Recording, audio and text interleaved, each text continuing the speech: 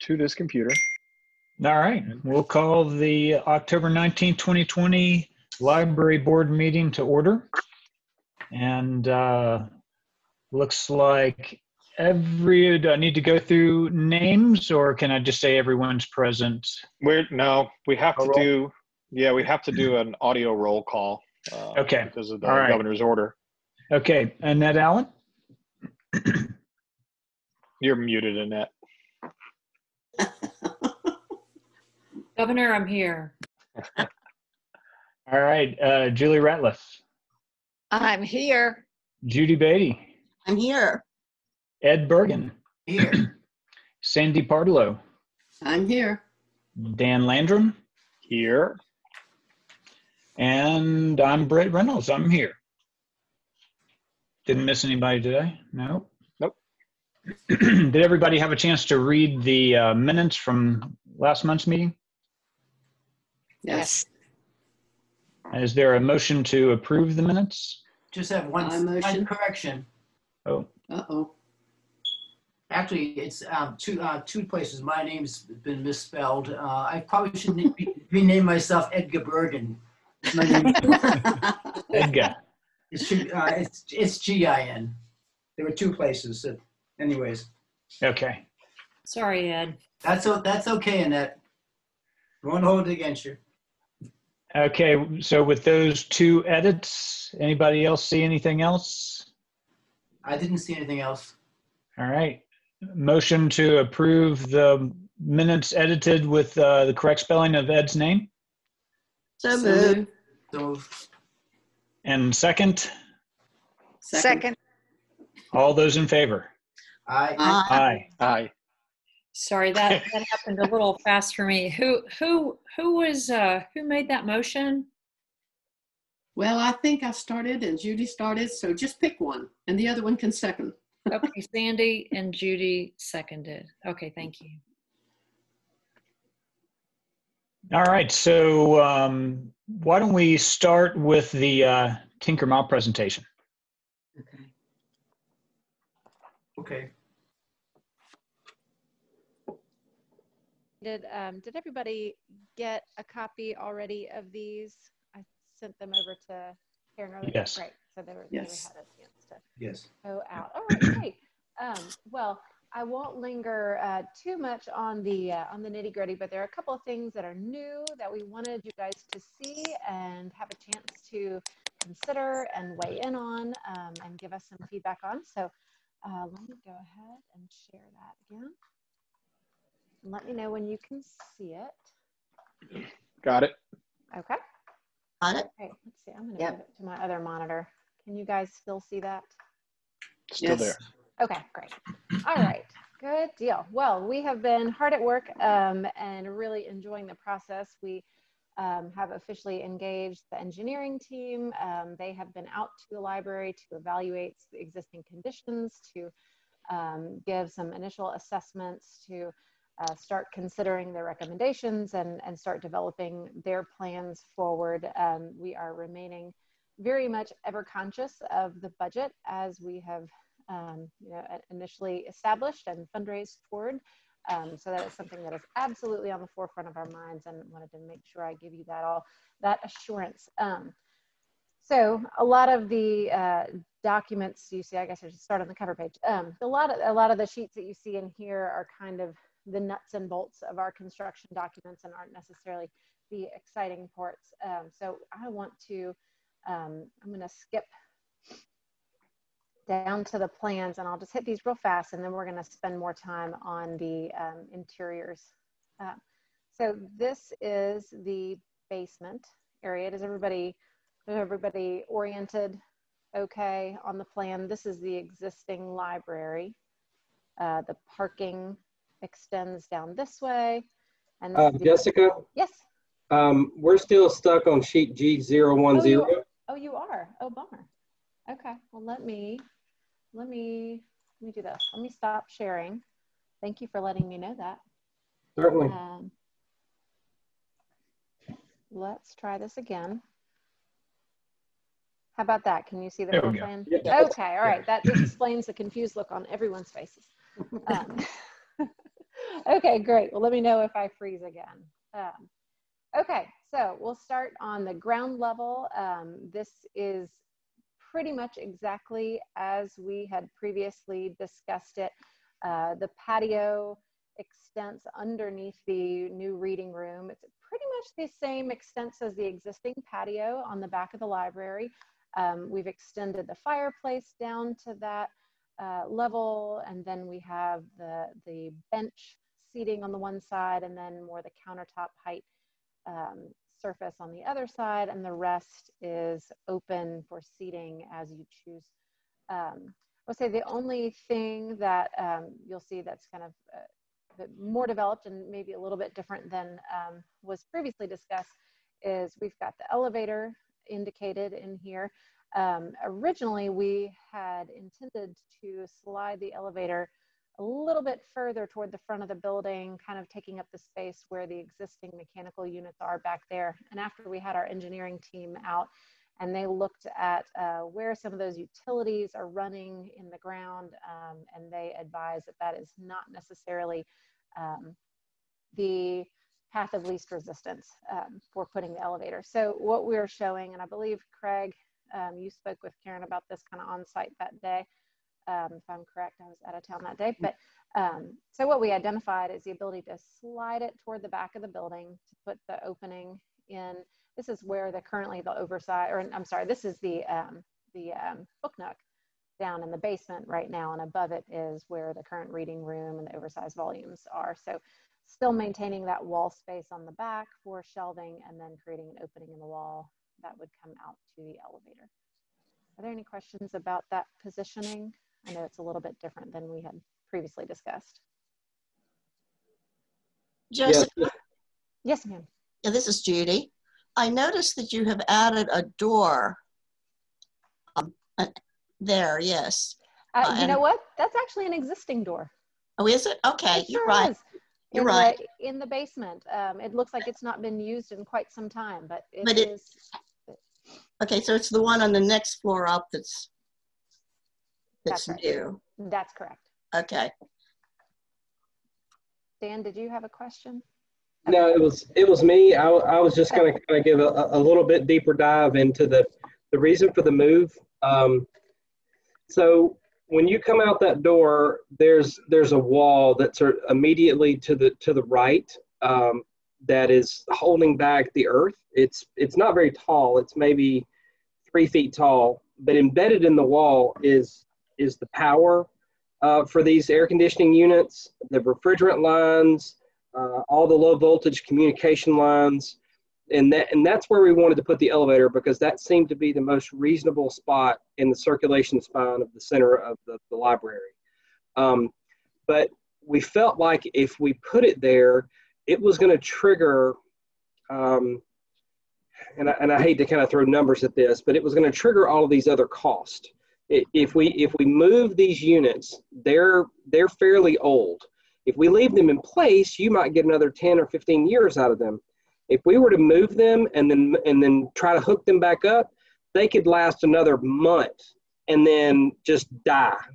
But if you leave them alone, you could probably get some, with the proper maintenance, they might be okay.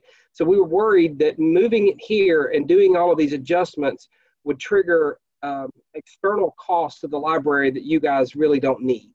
So that was really the number one reason for moving it. Is just to keep from you guys incurring this cost of us. If we just simply shift it over, you wouldn't have to deal with any of those things. Yeah, the proverbial can of worms. Yes. The other element too is I feel like love's not a strong enough word. I adore the windows that are on either end of the main floor of the library, and the light and the openness that floods in those windows. And, you know, the more we thought about it, the more we looked at it, we just absolutely, if at all humanly possible, do not want to get into those windows. We don't want to block those windows. We want the view and the light to be able to be maintained. So that was the other function that kind of dictated where we slid the elevator. So unless there are other questions, and y'all feel free to interrupt me as we go, or I can spin back. If you think of something, I'll go back to the previous sheet, no problem. Okay, so this is the main floor of the library. I'll spin out so you've got some context here. Front door, circulation desk, stacks. The reading room here is, as we have previously presented, the two doors, two of those windows, the existing windows being converted into doors. The remaining 4 windows remain as is. We've further detailed out some shelving in there, which I'll show you in a moment in greater detail in the interiors views.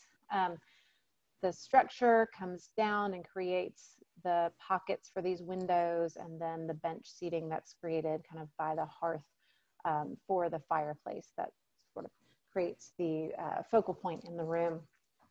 Windows along each side with some bookcases there.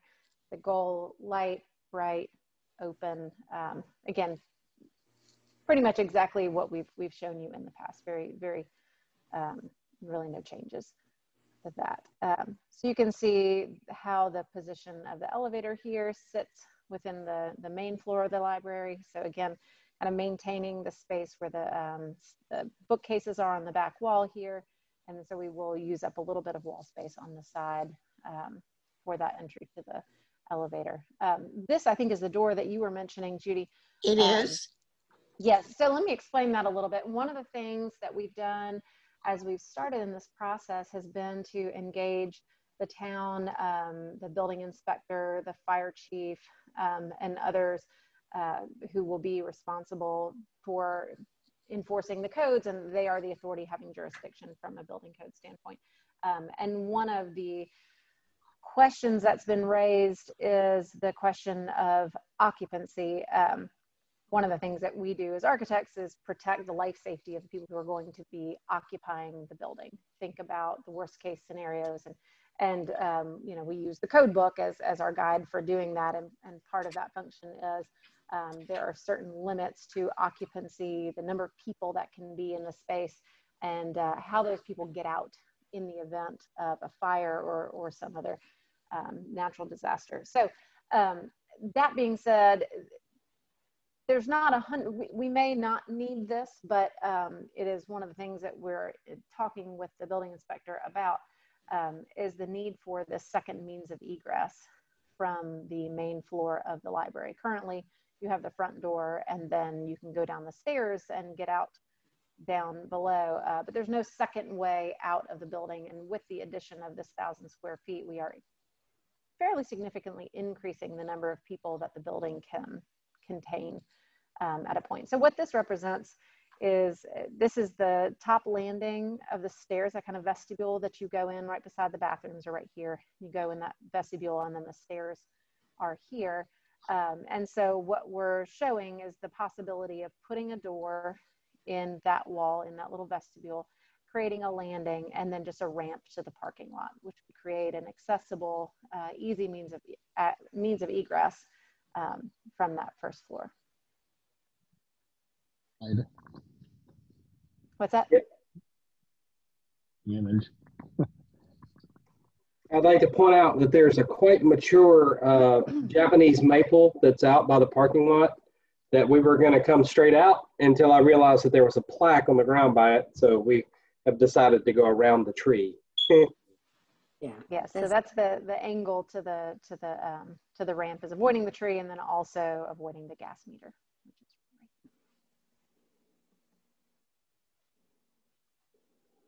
Any questions or thoughts on that?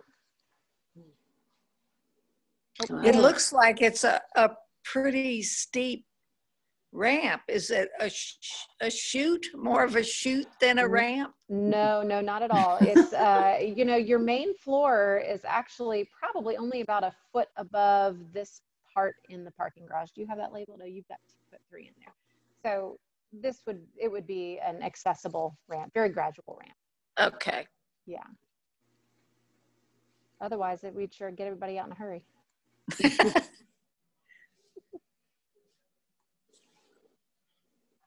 Dan, did you have something to say? I was having trouble hearing you just a minute ago.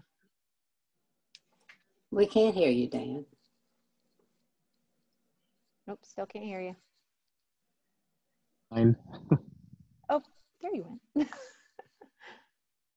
No. It's okay. Never mind. Oh, we heard that. Okay.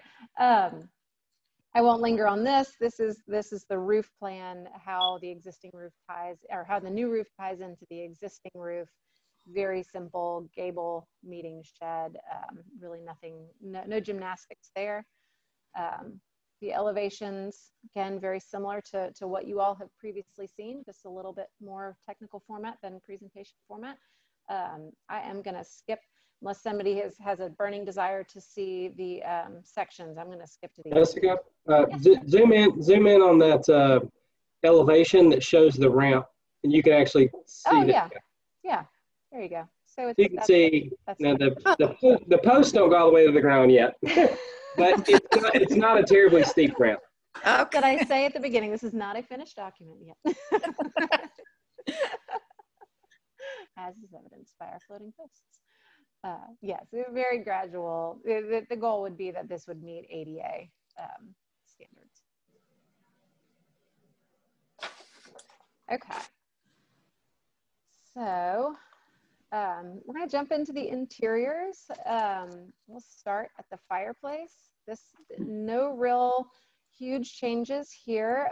We have a wildly talented interior designer on our staff who has exercised her capabilities in developing the shelving and really getting into some of the details, which has been a lot of fun.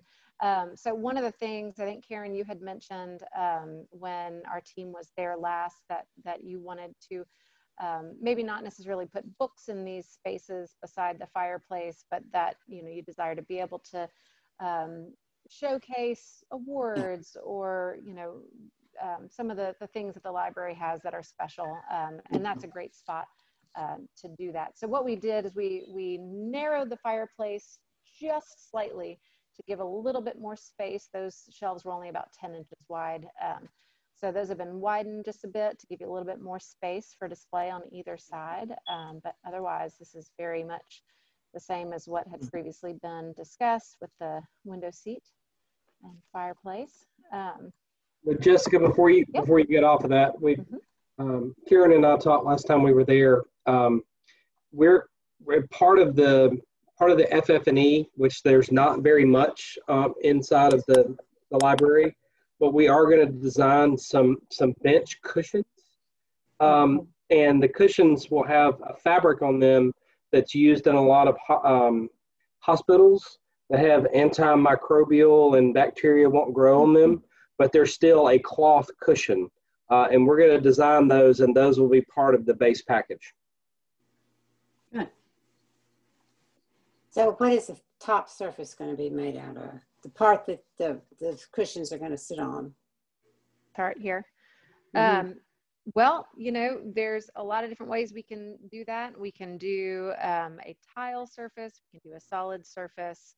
We can do that out of wood.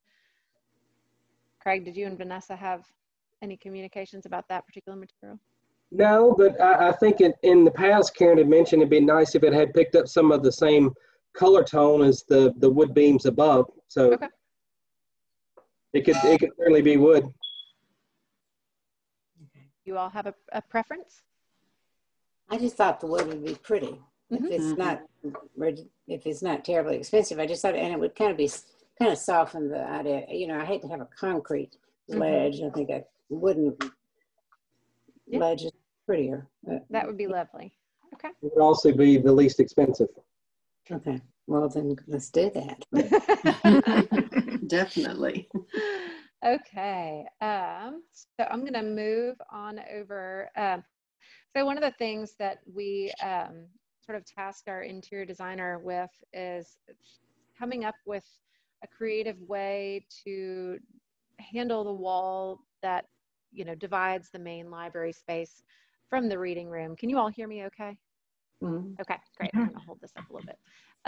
And she designed, I think, are really lovely bookcases. And the concept here, you can kind of see that some, let's see if I can get a good view of this. Some stick out a little bit deeper, and there's sort of a frame around the outside that joins the window and the door unit together and then incorporates shelving for books, oversized volumes, display space for magazines down below the windows, really just using the space that we have for display, for book storage, and just making it a very interesting thing to kind of filter through as you come into the space, sort of framing the entrance, almost as if you're kind of passing through the shelves, passing through the display.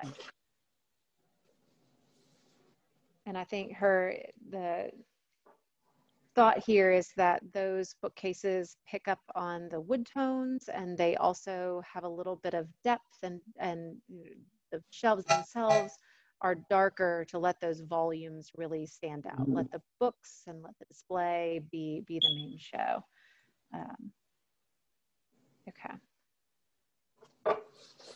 So we've got that in an elevation view, and she's kind of identified where the different collections can be. Oversized books, maybe up above the windows and the doors that have that depth to them.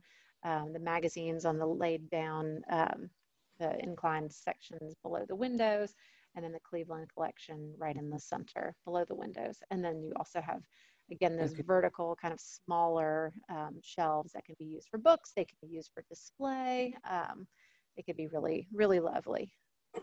The only issue I can see is that are we going to be able to reach up? I can't figure out how high the oversized books are going to be.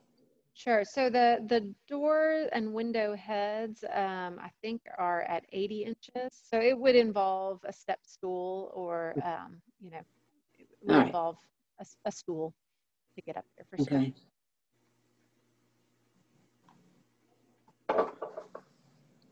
So Karen, would you like to see the oversized books in the center section between the windows? I don't know. And just because we draw oversized books here doesn't mean that that's necessarily where they have to go. They I could be know. in, you know, here, and this could be display, artwork. Yeah, I think they might need to be a little bit more accessible, but you know, we can think about that. Okay. I like the idea. I really like the idea of having the space underneath the books used for bookshelves too, because there's really, even though it doesn't look like much space here, when you're looking at, you know, when you're standing there, it looks like you could put a lot of books right there. Absolutely. Windows, you know. Absolutely. It's a really excellent way to use this wall, which otherwise would not end up being occupied. It would. Yeah, I agree. A blank wall, and I really love the. And you know, we might even be able to do things like we have a couple of collections of things like the Harvard Classics. We could put those up there because nobody really uses those, but they're so beautiful. We don't want to get rid of them. Yeah, absolutely. So that might be something we could put up there. Yeah, because we wouldn't have to get to them often. Definitely. Jessica, can you show underneath the two sidewalls? Yeah. So Karen, you were asking earlier about below the windows. Yes. That's where we had positioned the local history collection. Okay. I think that's great. But to be honest with you, it might be that one side would actually house the local history, and we could use the other size for the oversize. Oh, yeah, I think so too. I really think one side would hold the local history. I think that's probably. I mean, it's 15 feet long and 4 foot tall. That might hold it. I think it would. I really do. Okay. Okay. Yeah, I think that. Yeah, I feel like the local history needs to be, you know, fairly prominent, but at least accessible. You know. I think that's great. Okay. Karen, Have you thought any more about a place for the Caldecott and Newberry? Yes, that's what we were calling the Cleveland collection. That's on that right in the middle of the. See right there. Oh, okay. Very nice.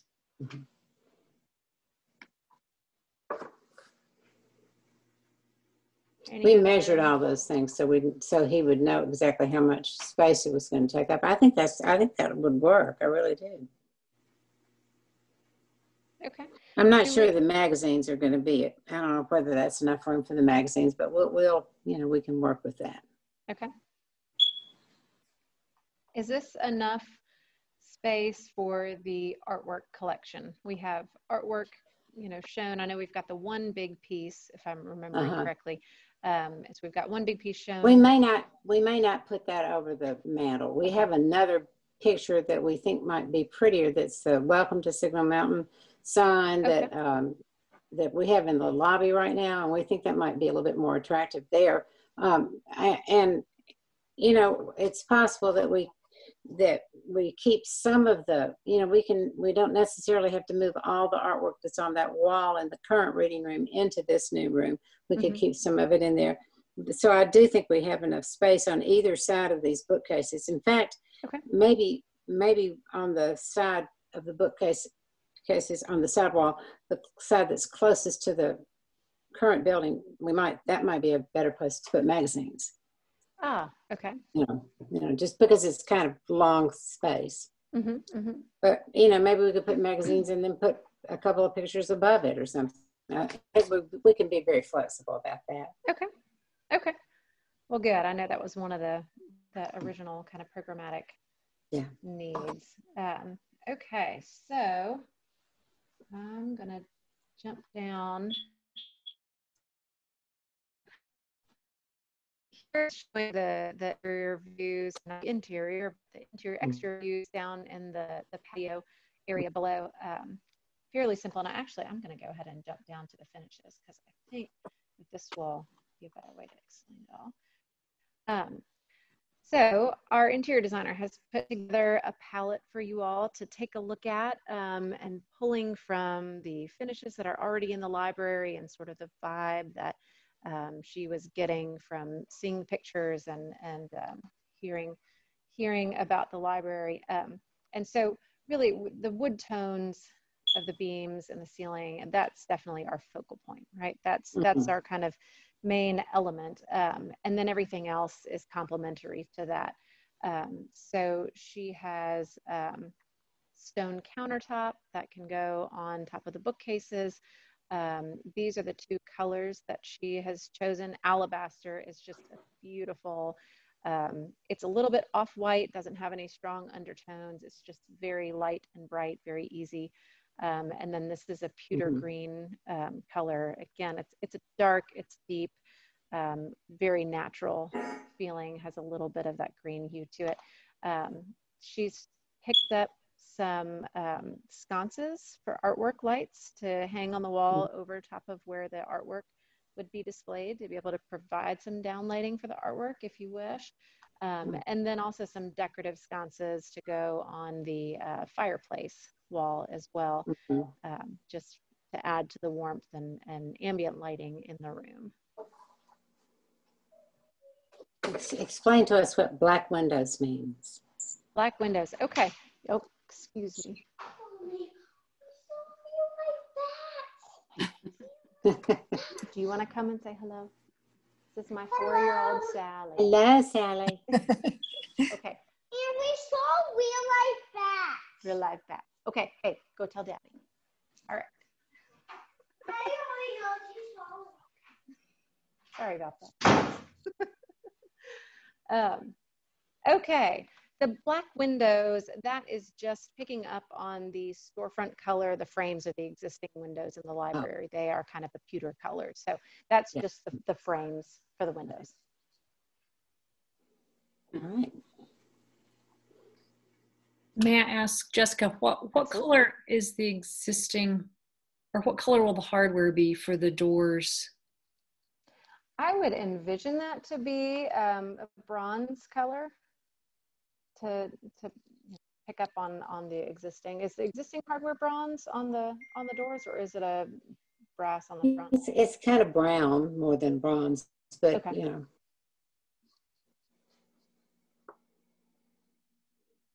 But I think that sounds fun. I'm wondering whether the putting the stone on the counter on the bookcase, you know, I mean that's nice, but I think wood would work if we needed to be a little bit more, you know, it might be a little bit less expensive, but that, you know, It's beautiful what she's got here. So Jessica, number 8, suggesting the stop. Oh, is it? Okay, it says on bookcase. Yeah. Yeah, but what bookcase? I was thinking maybe. I meant the ones that are on the side walls. Yeah, But I can those. ask Vanessa for clarification. I may have misunderstood that one. Yeah, good.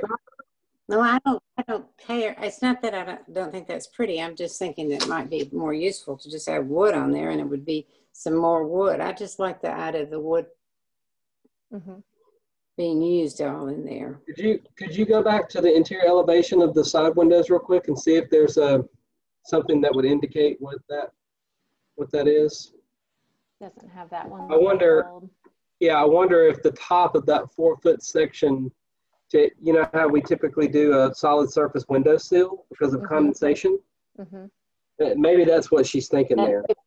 Okay. Maybe there's a better reason for it that I just don't know. Yeah, a lot of our commercial buildings, we end up doing a solid surface window sill instead of a wood sill, because sometimes, this is back really before the glass and the glazing got really efficient.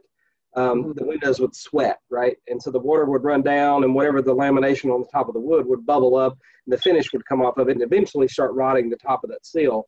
Yeah. But we have really good windows now, so we have an option to do a solid surface or a wood, and we actually do painted wood now sometimes as well. So the technology has caught up with us. But like in an old school house or an old school building, that would have been a stone window sill. Yes. But I don't have an issue at all of taking these bookcases around the window, the frames, the trim, and the bookcases below, and have all of that pick up that wonderful kind of amber wood tone that you already have. And I think we were thinking that a lot of the bookcases would maybe even pick up on that pewter color, only for the sake of picking what the wood elements are and letting those really stand out. If we put it everywhere, then the places that are really the focal points start to get lost in the shuffle. So that would be my only thought on that. So what you're talking about when you're talking about the pewter green bookcase shelving, is that going to be the actual shelves or the framing around the shelves or the back of it? I wasn't sure. Both. Okay. All right. So it would be that dark case, and the volumes would be able to, the dark colors kind of recede, and then those volumes can be the focal points on the shelves. And so, since you're using a dark anodized window frame, are you saying that we're going to do a pewter green wood frame on the interior, and then that bleeds kind of into the case below? I believe so. Okay, that's cool. Okay. All right. I like that. Yeah, you can see the windows on the interior. Let's see if I can get a good view of these. We've got this frame that kind of comes up and wraps around the windows. It sort of blends the bookcase and the window all as one unit. Sort of frames the window, frames the view, and brings that together and lets that read as a unit, and lets this really stand alone as a piece in and of itself. The focal point is this wall. Instead of having just the side, we're really kind of bringing that in with the bookcases. Okay.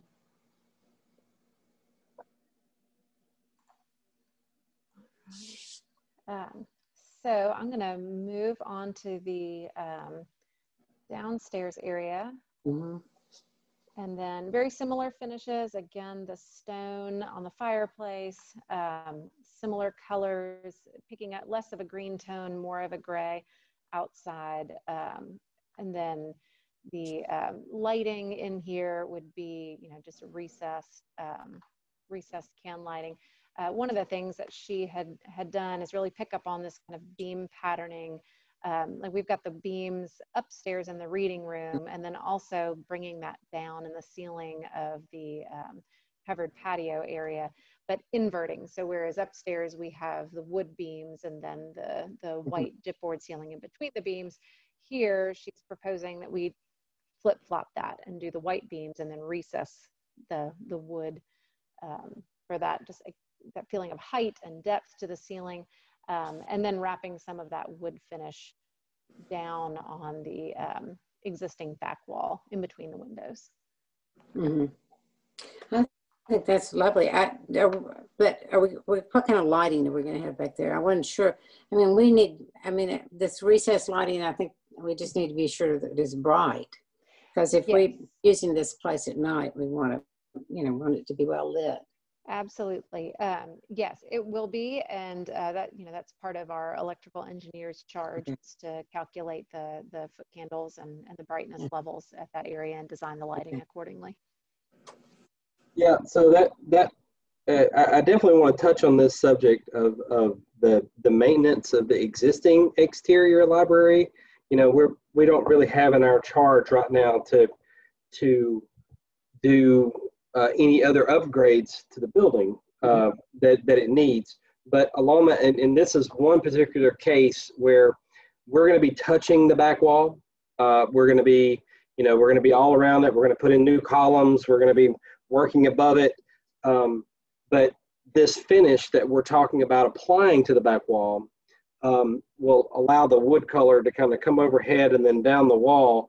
But that wall is going to get beat up like big time during construction. So we really feel like that leaving what's there and leaving what's in place is best. And then just basically kind of making it look really nice and finishing it in a way that it looks new and fresh, versus having, like, if you look at the back of the building on either side, there are batten strips. So it's a vertical wood siding, and where the gaps, the batten strips, are fairly old and have started turning a little bit, and they create gaps. So all those joints that need to be caulked and painted, that there's definitely some maintenance that needs to happen to the exterior of the library. But this is one little part of this that we're going to encapsulate all of that and add a finish here that will really make this look new and fresh. But in your upcoming year or next year or the following year, there needs to be some allocation for replacing a few rotten boards and for caulking and painting the exterior, because there are quite a few spots that need some love. Yes, I know, you're right.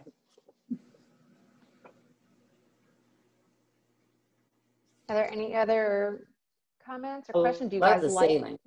Oh, good. Yeah. Do you like the materials? How do you feel about the colors? Oh, yeah. I think that's beautiful. I think it's really pretty. Jessica? Yes, ma'am. What is showing in the block labeled D?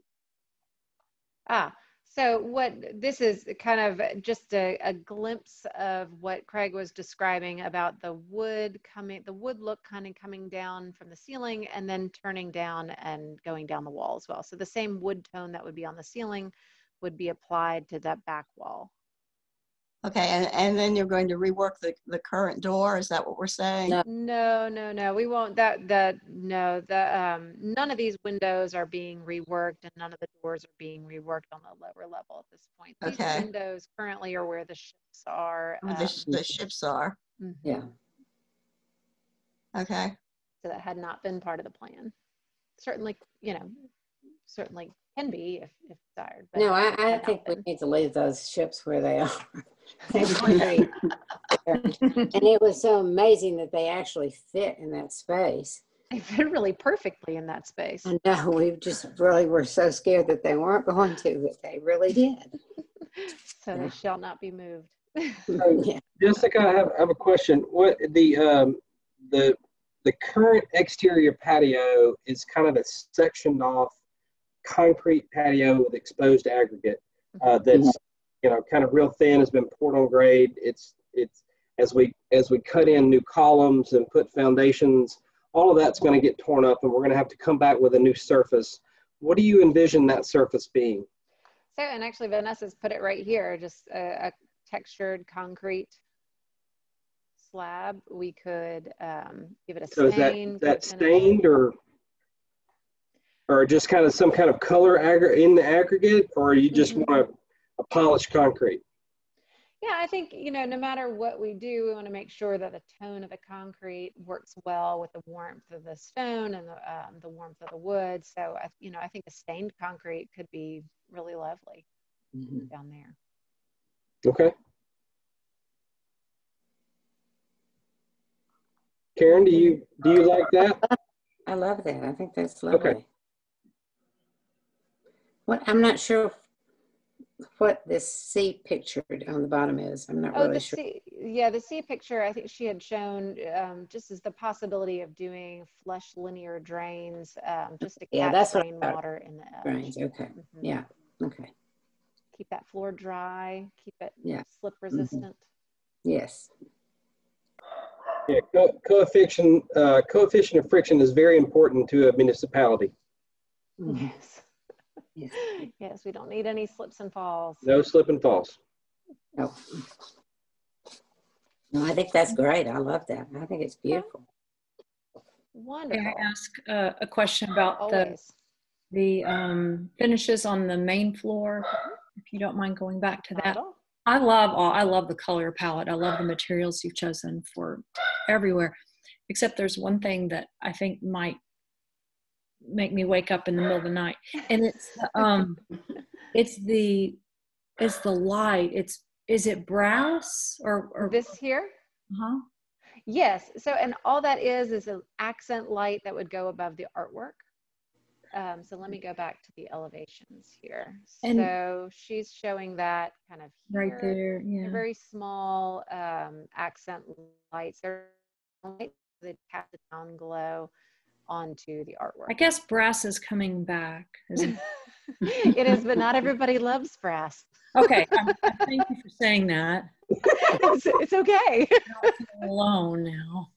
Oh, that's awesome. I mean, I'm the only one in my office right now that currently does not like brass. Are you? Everybody else is in such, oh my God, it's brass. And I'm like, yeah, and people hated it in the late 80s. Yes. People loved it in the late 80s. It went with hunter green and brass. What is wrong with you people? I think mauve and teal are coming back. Mauve and teal. That's another great combination. Karen, do you like the brass? Oh, I don't care. I think, if we're going to have other bronzy things, I think they ought to just be bronze. But but I hadn't thought about it. And I guess it just depends on where we decide to put the artwork too. So we got to think about that. It seems like they stand out and say, "Look at me, I'm brass." A little. Okay. Those are nice lights, but if a bronze finish were available, that might be a good option. Okay, we can do that. The other thing we could consider doing, if we do, if the desire is for some downlighting over the artwork, we can do something that's a very sleek, very almost disappears kind of strip light that would wall wash that artwork and wouldn't be quite as much of a focal point. So we'll make sure Annette retains her sleepful nights, and we'll remove the brass. No harm, no foul. I just think y'all have done an amazing job. I'm really, really excited about it. I think it's beautiful. Well, good. Well, thank you very much. We've had a lot of fun with it. It has just been fun. And y'all have had some great ideas and really brought a lot of thoughtfulness to the table. And that makes our job a lot easier and just fun. So, well, that's all I had. So unless there are any other questions. No, I think, gosh, I don't. Okay. Well, and we're always available. If you guys, wake up and think of something tomorrow morning, you can send us an email or let Karen know, and she can get a message over to us, and or any other. We're supposed to have carpet. We're supposed to have already recarpeted the main part of the library, and we haven't, because we were anticipating being able to do this, and we wanted to do it all at the same time so it would all match. So that's something that we need to think about, and we need some expert to explain whether how we will carpet around the bookshelves, the existing bookshelves. Will we carpet around them? We hope we will, so that we won't have to move them. So anyway, that's something to think about. Sure. So both of these are carpet tiles, and I know I had spoken with you about that, Karen, at one point, and I know you were a little bit hesitant about that. Well, they seemed like they were more expensive, and I couldn't understand why, but. Not necessarily. I mean, I guess you have a wider range of cheaper carpet in a roll carpet, I think, but the carpet tiles can be very, very affordable, and they're real easy to put in around bookcases. Well, yeah, they're easy to go around the bookcases. That's why we originally wanted them. It's just that the ones that I was shown were not pretty. And yeah. Okay. Well, there's we have and it's difficult to do on a public job that's bid. But if you had a little flexibility, there are a couple companies like Shaw and Interface who have 20,000 square feet of overruns of a color that might have a little slight variation, but they sell at 10 cents on the dollar. We did our entire office from an overrun. We went down there and paid just a few $100, something that should have cost 10 grand, and we installed it ourselves. So wow. I know the public procurement process is very peculiar when it comes to stuff like this, but this doesn't have to be part of our project. Okay. We can put in, say, an allowance for carpet and give a range of several, but maybe right before it goes to bid, call Shaw or Interface and say, what do you have? And if they say they have 100,000 square feet of this one and they'll give us $1 a square foot, then we'll say maybe that's it, and the city can go buy that, and then while the contractor's there, say, hey, this is a maintenance item. Why don't you? I don't know. There are all kind of ways to do that don't get tied up in the official procurement of a bid project of a public project. Okay. But those companies they produce at such a rate of mass. When they do a carpet tile, they do 2 million of them. And if there's a slight color variation that's just not right, they'll have so much that they can't sell at full price. Sounds good. Yeah, it's definitely something we can look into. And we can have samples of these brought in to you. We can get a handful and you can lay them out around and live with them for a little while. That's perfectly fine. There are 2 different ones here, and she was just showing really, one that's a little bit darker, one that's a little bit lighter, and so it's just a choice. There's no rhyme or reason between the 2 per se. They both work with the palette, so it's more your preference. But we can definitely bring around. The one thing I like about the carpet tile too, if you're going around existing bookcases, is if in the future you take those bookcases out or you move those bookcases, these carpet tiles can easily, you can pull them up around there and patch them in. You'd never know they hadn't always been there. So, one thing we usually do is spec in some attic stock, which is a little bit of overage. So you always have, 5% of the total in the closet somewhere that something gets spilled or burned or, whatever. You can. Yeah. Also, I will say on this kind of medium to dark color range, they don't show dirt very well. So we had some that was in our office that was much different than this before, and we had to clean it constantly because even when it was clean, it looked dirty. In this range, not that you don't want to clean at a regular pace, but it doesn't look dirty. Yeah, I would agree. No, I think it's okay. That sounds great. I even like that pattern. I just didn't like that the busyness of the.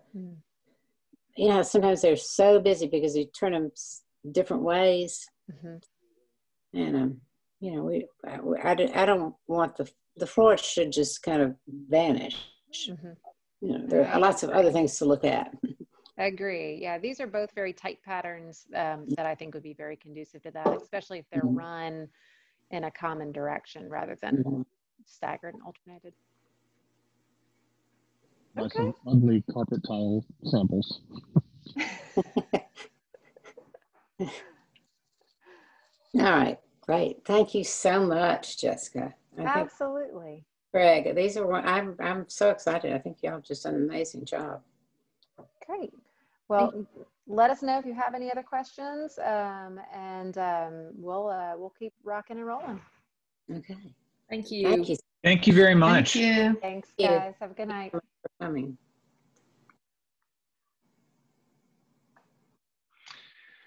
All right, Ed, can we resume the normal meeting flow with your financial report? Certainly. I just unmuted myself. Can you hear me, Brett and all? Yes. Great. Okay. Well, only 2 transactions this month.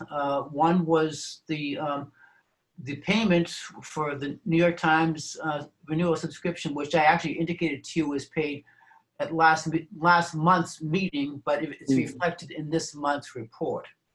Okay, that was in the amount of $1102.40. The only other transaction was for the Comcast bill of $1586. So the beginning balance of September, as of September 1st, 2020, was $20,850.05. And with those 2 transactions, the ending balance as of September 30th, 2020 is $19,731.79. That's my report. Any questions or comments? The New York Times, that's annual? That is an annual renewal, yes, sir. Online renewal subscription. Great. Great, thank you. Thank you. Karen, how about the Librarians Report? Okay. All right, I'm going to try to be quick. Even though we're still not open to the public, our curbside pickup program and our children's grab bags and toddler storytime sacks are very popular. And the magazine lending is also picked up when people have finally gotten, they didn't seem to be very comfortable with it, but now we have a big list of people checking out the magazines. And we're so glad because Margaret Heron, who's one of our patrons, gives us lots of magazines. I don't know how she does this, but she has them they just come to us. And some of them are things that we just wouldn't buy because we can't afford that many. Anyway, people seem to really be enjoying those, and they also enjoy puzzles. And anybody that wants to do puzzles, all they do is just come and put them on the front porch on the benches, and we'll give them some other ones. We've added 9 new members just during this last month, and a total of 33 since summer began. So we're excited about that. We've also continued to receive donations to the Reading Room campaign. We've $13,200 since we last met, which is a good amount of money. So if you know people who you think might like to contribute, be sure to tell them that we're still raising money, since we know that material costs are going to keep rising, and we're excited about that. I'm sorry that Beth and Carter couldn't give us a more exact figure, but the Community Foundation is redoing all their, I guess their system for keeping up with all their money. And so at this point right today, we couldn't get an actual, or last week, I mean, you couldn't get an actual number, but I think Carter feels like we have what we're supposed to have. We still have some pledges that are going to appear that will move us over the $600,000 mark, and that's really helpful and comforting to us to know that we have a little edge there because we know things are going to be more expensive. All right, I now want to tell you something fun. One of our recent new members is a woman named Karina Lopes. She's a young mother who came here from New England with her children and her husband is the creative director at Blue Cross. Her expertise is in social media marketing, and she's offered to help us maximize our presence on Facebook and Instagram and our website. She proposes that we revamp our website, which it does need to be done, and she wants us to help us engage better with the community. She said she could give us from 3 to 5 hours a week to help us extend our reach. And that's just so nice. And we were so excited about it. We talked about how we want the library to be a hub for families in our community and to be a safe and secure place where people are free to express their opinions and learn. And she proposed the following for possibly a new mission statement, but this is, y'all need to approve of this, but this is what she suggested.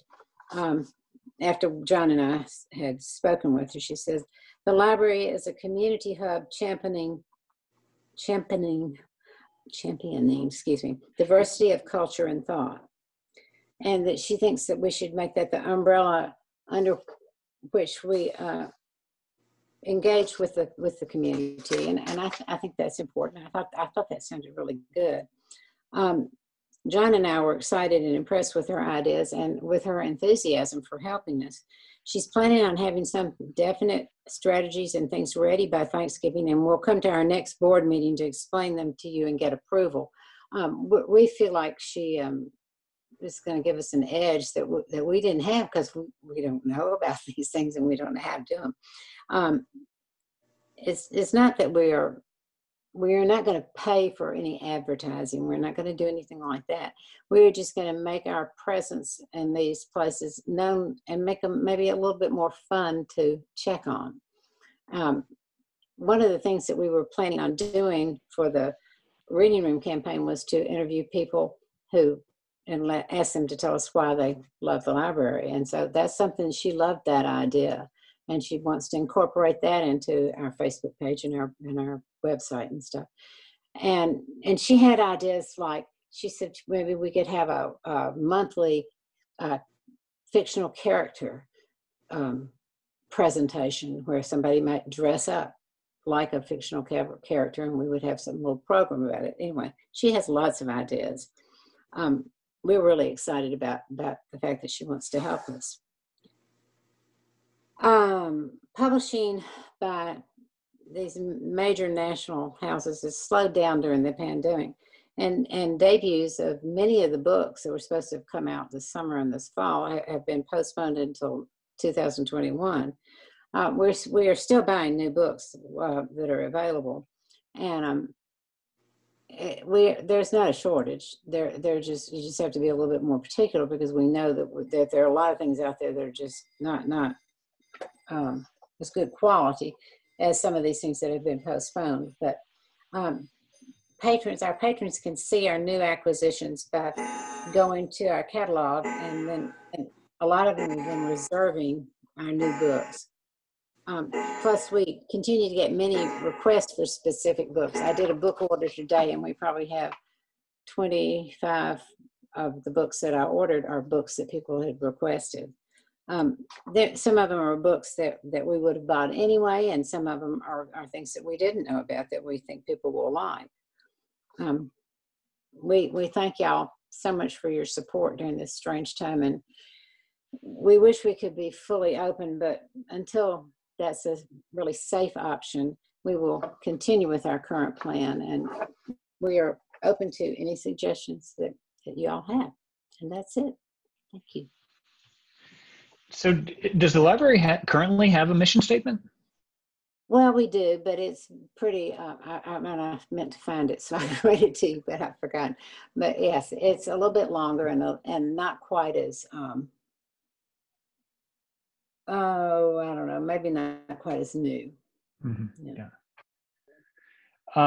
So the magazines you mentioned, are those just addressed to the library and they get delivered directly to the library, or they're not secondhand? I mean, they're new magazines. Some of them have her name on them and our address, and some of them have the library name on them and our address. But they do come, wow. And some of them are things that, I mean, there are some motorcycle magazines, things that we would never really necessarily order, but some people have liked looking at them. Right. And we have golf magazines, things that we just get mainstream magazines. Yeah.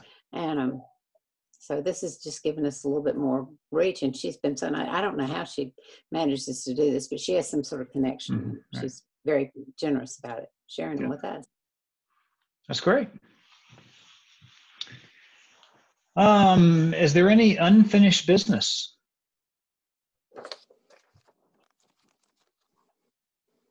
Can you hear me? Okay, we can now, yes. The mission statement to the next board meeting, and then we can compare the two. Yes, yes. I'm sorry I didn't find it today. I just forgot to look. Yeah. We can't hear you very well. At least I can't. It comes and goes. Yeah. Yeah. It's gone. I will. Anyway, I like the short one. I do too. Yeah. I like short. Yeah. Yeah, I liked it too. I thought it was pertinent and sounds new and we certainly do want to be inclusive, and I think that's what it sounds like. Right. Yeah. And I think updating the mission statement is something that you can do easily to sort of refresh your image and increase outreach like she's suggesting. And whatever it currently is, that sounds like a good new one, but I agree. I'd like to compare the two and maybe officially make a change. So new business? No new business. Committee reports, policy and development. No report. Facilities and systems. I have nothing. School and community relations. You're muted, Juliana. You're muted.